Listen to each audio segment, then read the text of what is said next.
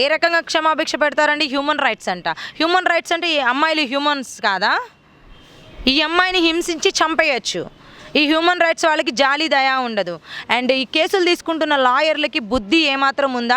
మీ ఇంట్లో అమ్మాయిలు ఉంటే అదే పని చేస్తారా? మీరు వాడి తరపున వాదిస్తారా? చెప్పండి, వాళ్ళ తరపున వాదిస్తారా? ఈ కేసులు తీసుకునే వాళ్ళకి ఉండదు, ఆ హ్యూమన్ రైట్స్ వాళ్ళకి ఉండదు బుద్ధి జ్ఞానం. వాళ్ళ ఇంట్లో పిల్లలు కానీ వాళ్ళ ఇంట్లో మహిళలు కానీ ఉంటారా? ఇక్కడ వచ్చి ఇమీడియట్గా శిక్షలు వేయాలి కదా. కానీ వాడిని భయపెట్టాలా లేదా చెప్పండి? ఇలాంటి దుర్మార్గుల్ని భయపెట్టాలా లేదా? మనము చిన్నపిల్లలమే తీసుకోండి, ఇంట్లో పేరెంట్సే ఉన్నారు, ఒక తప్పు చేశాము, వాడిని భయపడడానికి ఒక దెబ్బ కొడతారు, ఒక తిట్టు తిడతారు, అది కూడా లేకుండా మారుతారా వాళ్ళు? మరి అలాంటప్పుడు ఇలాంటి క్రూరమైన మెంటాలిటీని మార్చాలి అంటే క్రూరమైన యాక్షన్స్ తీసుకోవద్దా ప్రభుత్వాలు? ఏంటి ఇంకా వాళ్ళ గురించి ఆలోచించేది ఏంటి? మైనర్లు అంటారు. మైనర్ చేయలేదా? మైనర్ చేశాడుగా, పని చేశాడుగా. వాడు మైనర్ అని చెప్పి పక్క నుండి చోద్యం చూశాడా? వాడు చేశాడుగా, పార్టిసిపేట్ చేసిన తర్వాత మైనర్ ఏంటి, ఇంకొకడేంటి? సో అసలు ఎందుకు అంటే 16-17 ఏళ్ల వయసులోని ఇలాంటి నేర ప్రవృత్తి గల మనస్తత్వాలు ఎందుకు మారుతున్నారు? చిన్న పిల్లలను ఎందుకు ఇలాంటి మెంటాలిటీ వస్తుంది అసలు సొసైటీలో? యాక్చువల్లీ గతంలో చూసుకుంటేనండి, మనం గ్రౌండ్ లెవెల్ నుంచి తీసుకోవాలి పెంపకాలు, కుటుంబ నేపథ్యం. ఇప్పుడు ఏంటి అంటే ఈ రోజుల్లో బ్రతకాలి అంటే ఇద్దరు కూడా కష్టపడాల్సి వస్తుంది, మదర్ ఫాదర్. ఈవెన్ కూలి పని చేసుకునే వాళ్ళు కూడా, పెళ్ళాం ఒక పని చేస్తుంది కూలి పనికి వెళ్తుంది, మొగుడు ఒక కూలి పనికి, అలాంటి సిచ్యువేషన్స్ ఉన్నాయి ఇప్పుడు. ఇంతకు ముందులా లేవు పరిస్థితులు. సో దానివల్ల కావచ్చు వీళ్ళని పెంచడానికి ఇంకోటి న్యూక్లియర్ ఫ్యామిలీస్. అంటే ఈ విషయాలు పెద్ద పెద్ద ఫ్యామిలీస్లో జరగట్లేదని కదా, అక్కడ జరుగుతున్నాయి, ఇక్కడ జరుగుతున్నాయి, అన్ని లెవెల్స్లోనూ జరుగుతున్నాయి. న్యూక్లియర్ ఫ్యామిలీస్ వల్ల ఏమవుతుంది, పేరెంట్స్, అమ్మమ్మలు, తాతయ్యలు వీళ్ళని మిస్ అవుతాం. వాళ్ళు ఉంటే ఏంటంటే వాళ్ళకి కీప్ ఆన్ మనకి చెప్తూ ఉంటారు, ఇది మంచి, ఇది చెడు, ఈ దేవుడికి మనం ఇలా దండం పెట్టుకోవాలి, మనం తప్పులు ఏమైనా చేస్తే దేవుడికి చెప్పుకోవాలి, తప్పు చేస్తే దేవుడు పనిష్ చేస్తాడు, ఇలాంటివన్నీ చెప్తూ ఉంటారు వాళ్ళు. దానివల్ల మనకి ఏంటంటే ఒక మృగాల్లా పెరగకుండా మనము మనుషుల్లా పెరుగుతాం. హ్యుమానిటీ డెవలప్ అవుతుంది. చిన్నప్పటి నుంచి భక్తి ఉండాలి, దేశభక్తి ఉండాలి, అలాగే దేవుడి మీద భక్తి ఉండాలి, అమ్మా నాన్న అంటే గౌరవం ఉండాలి, కుటుంబ సభ్యులు అంటే గౌరవం ఉండాలి. ఇవన్నీ కూడా నేర్పిస్తూ ఉంటారు. అది లోపించింది. ఇంకొకటి, ఇప్పుడున్న స్మార్ట్ ఫోన్స్ వచ్చేసినాయి అందరికీ చేతిలో. ఈ పిల్లలకి అదొక వేలం వెర్రిలా ఉంది. పిచ్చి పిచ్చి సైట్స్ చూడటం, పిచ్చి పిచ్చిగా ప్రవర్తించడం అనేది ఇప్పుడున్న జనరేషన్లో అది మెయిన్ ఇంపాక్ట్ చూపిస్తుందని మేము అనుకుంటున్నాము. అడ్డమైన సైట్స్ మన ఇండియాలో కంట్రోల్ లేదు. ఇతర కంట్రీస్లో ఏంటంటే కొన్ని సైట్స్ బ్యాన్ చేస్తారు, వాళ్ళు ఎవరు చూడడానికి లేదు. అలా ఇప్పుడు గత కాలంలో ఇలాంటి పోనోగ్రఫీ వీడియోస్ అంటే ఒక కపుల్, వైఫ్ అండ్ హస్బెండ్, ఒక ఎడ్యుకేషన్ కోసం ఎంకరేజ్ చేశారు. వాళ్ళు ఏదో సీక్రెట్గా కెమెరాలు పెట్టుకొని టీవీలో వేసుకోనో ఏదో పిల్లలకి కంటపడకుండా చేసేవాళ్ళు. ఇప్పుడు అది ఉందా? ఇప్పుడు ఈ సమాజంలో అది ఉందా? గూగుల్ ఓపెన్ చేస్తే అది టెక్నాలజీకి వాడుతున్నాడా, ఇలాంటి ఏదో పనులకు వాడుతున్నాడో వాళ్ళకే తెలియాలి. సో ఇక్కడ కూడా గవర్నమెంట్ చర్యలు తీసుకోవట్లేదు, ప్రభుత్వాలు చర్యలు తీసుకోవట్లేదు. ఎందుకు ఇలా జరుగుతున్నాయి, ఆడపిల్లల మీద ఇలా జరుగుతున్నప్పుడు మనం ఎలాంటి చర్యలు తీసుకోవాలి అనే ధోరణితో ఎవరూ లేరు. ఇవన్నీ కూడా ఇమీడియట్గా చెక్ పెట్టాలి. ఇంకొకటి ఏంటంటే సినిమా ఇండస్ట్రీ, దాన్ని బ్లేమ్ చేస్తారు. సినిమా ఇండస్ట్రీని బ్లేమ్ చేస్తారు. సమాజంలో ఉన్నదే ఆ డ్రెస్సింగ్ అంటారు. ఇప్పుడు మనం హైదరాబాద్లో చూస్తున్నాం, హైదరాబాద్లో డ్రెస్సింగ్ ఎలా ఉందండి, బాంబేలో డ్రెస్సింగ్ ఎలా ఉంటుందండి, ఆ డ్రెస్సింగ్ మీద కామెంట్ చేస్తారు. డ్రెస్సులు ఇలా వేసుకోండి అంటారు, అలా వేసుకోండి అంటారు. ఈ రకంగా ఎస్కేప్ అవ్వడానికి ఛాన్సెస్. ప్రియాంక రెడ్డి అయితే మంచిగానే డ్రెస్ వేసుకుంది కదా. ప్రియాంక రెడ్డి మంచిగానే డ్రెస్ వేసుకుంది. అండ్ ఆ చిన్న పాప దగ్గర ఏం సెక్స్ అపీల్ కనిపించింది? 9 months బేబీ దగ్గర, ముసలి వాళ్ళ దగ్గర, పిచ్చి వాళ్ళ దగ్గర, రోడ్డు స్ట్రీట్ పక్కన ఉన్న పిచ్చి వాళ్ళ దగ్గర ఏం కనిపించింది వీళ్ళకి? వీళ్ళ పైశాచిక ఆనందాలు వీళ్ళ వల్లే వస్తున్నాయి, మందు తాగడం వల్లే వస్తుంది. మందు తాగినోడు మరి ఏమన్నా ఎస్కేప్ అవ్వడానికి ఛాన్స్ లేకుండా దొరికిపోయాడా పోలీసులకి? వాడికి తెలుసు ఎలా ఎస్కేప్ అవ్వాలో, తప్పు చేయొచ్చు, ఎలా ఎస్కేప్ అవి సాక్ష్యాలు మాఫీ చేయాలో అన్నీ తెలుసు వాడికి.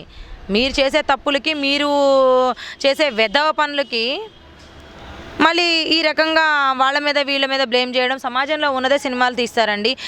మీకు నచ్చలేదు, ఇక్కడ సెన్సార్ ఉంది, పెట్టండి, గవర్నమెంట్ ఉంది కదా, మీరు చర్యలు తీసుకోండి. ఇలాంటి డ్రెస్సులు వేయొద్దు అని చెప్పి. ఇప్పుడు తిరుమలలో ఒకప్పుడు అందరూ ఇష్టానికి డ్రెస్సులు వేసుకునేవాళ్ళు. సో వద్దు ఇలాంటి డ్రెస్సులు వేయడానికి వీల్లేదు, తిరుమల సాంప్రదాయాలన్నీ పాటించాలి అని చెప్పి డ్రెస్ కోడ్ పెట్టారు. అలాగే పెట్టండి, మీకు అభ్యంతరాలు ఉంటే. ఎవరు వేసుకోరు అప్పుడు, అంతే. మీరేదో అమ్మాయి ఏదో జీన్స్ ప్యాంట్ వేసుకుంది, టైట్ ఫిట్లు వేసుకుందని మేమైనా వెల్కమ్ చెప్పిందా? మిమ్మల్ని ఏమైనా చూడమంతా బుద్ధి జ్ఞానం లేకుండా మాట్లాడుతున్నారు, బుద్ధి జ్ఞానం లేకుండా మాట్లాడుతున్నారండి. ఇప్పుడు గత కాలంలో చూసుకుంటే కొంతమంది తూర్పులో వాళ్ళు బ్లౌజే వేసుకోరు, ఇప్పుడేమో స్లీవ్లెస్ వేస్తే తప్పు అంటారు. వాళ్ళు అసలు బ్లౌజ్ వేసుకోకుండా ఇలా పళ్ళు వేసుకొని ఉంటారు, మరి వాళ్ళ తప్ప అప్పుడు గతంలో లేదా? అండ్ ఇంకొకటి, పొలం పనులు చేసే లేడీస్ ఏం చేస్తారండి, గోచి పెట్టుకొని నాట్లేస్తారు, మరి వాళ్ళకి కాళ్ళు కనిపించట్లేదా? జస్ట్ సినిమాల్లో ఏంటంటే అదే ఏదో బ్లో అప్ చేసి చూపిస్తున్నారు, కొంచెం వేరే యాంగిల్లో చూపిస్తే దానికి మీరు రెచ్చిపోమని ఉందా? బుద్ధి లేదా? మీ ఇంట్లో లేడీస్ లేరా? బుద్ధి జ్ఞానం ఏం లేదా? పిచ్చి పిచ్చి మాటలు మాట్లాడుతూ పిచ్చి పిచ్చి కామెంట్స్ చేస్తూ మీలో ఉన్న సైకలాజికల్ ప్రాబ్లమ్ని ప్రజలందరి మీద రుద్దుతారు ఎందుకు? సో ఇంకోటి ఏంటంటే, ఇలాంటి సంఘటనలు జరిగినప్పుడు కఠినమైన శిక్షలు లేకపోవడం వల్లే వీళ్ళు ఇంకా రెచ్చిపోతున్నారు. సో ఒకవేళ తప్పు చేసినా కానీ 5-6 ఏళ్ళు జైల్లో ఉంటాం, ఆ తర్వాత బయటకు వచ్చేస్తాం, సో బెయిల్ పైన బయటికి రావచ్చు అనే ఇష్యూస్ ఉన్నాయి. మీరేమంటారు దీనిపైన? ఖచ్చితంగా అదే వాస్తవం అండి. కఠినమైన శిక్షలు ఎప్పుడైతే వీళ్ళు అమలు చేస్తారో వాళ్ళకు ఒక భయం వస్తుంది. బాబోయ్ మనం ఇలా చేస్తే మనల్ని ఇలా పనిష్ చేస్తారు అన్న భయంతో అన్న కంట్రోల్లో ఉంటారు తప్ప, ఈ రకంగా వాళ్ళని తీసుకొని వెళ్ళి, నిన్న చూస్తేనేమో పొద్దున్నే పేపర్లో చూశాను, వాళ్ళనేమో పొద్దున్నే సండే తీసుకొని వెళ్ళారు. ఇక్కడ పేరెంట్ ఏమో పస్తు పడుకొని వాళ్ళకి కంటికి మింటికి తేడా లేకుండా పాపం ఏడుస్తూ ఉన్నారు. వీళ్ళు తిండి తిప్పలు లేకుండా బాధపడుతూ ఉన్నారు, పిల్లని పోగొట్టుకున్న తల్లిదండ్రులు, ఆ కుటుంబము. వీళ్ళు చూస్తేనేమో పొద్దున్నే పులిహోర పెట్టామండి, మధ్యాహ్నం లంచ్ పెట్టామండి, నైట్ ఏమో మటన్తో ఎన్నో గ్రామ్స్ మటన్ పెట్టామండి అని చెప్తున్నారు. వాళ్ళని పుష్టిగా మేపుతున్నారు. ఇది ఎంతవరకు కరెక్ట్ అనేది ఒకసారి ఆలోచించుకోవాలి. అది కూడా ప్రజాధనంతో.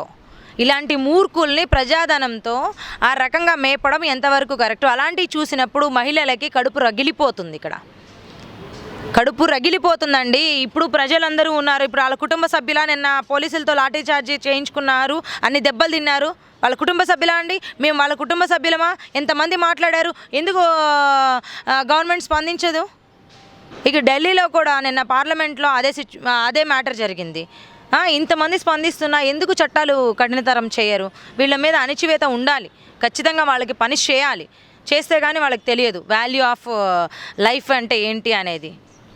సో లేడీస్ విషయానికి వస్తే అమ్మాయిలు ఎలాంటి ప్రికాషన్స్ తీసుకుంటే బెటర్ అంటారు? సో అవునన్నా కాదన్నా ఇప్పుడు సొసైటీలో అయితే ఇలాంటి మృగాలు తయారయ్యారు.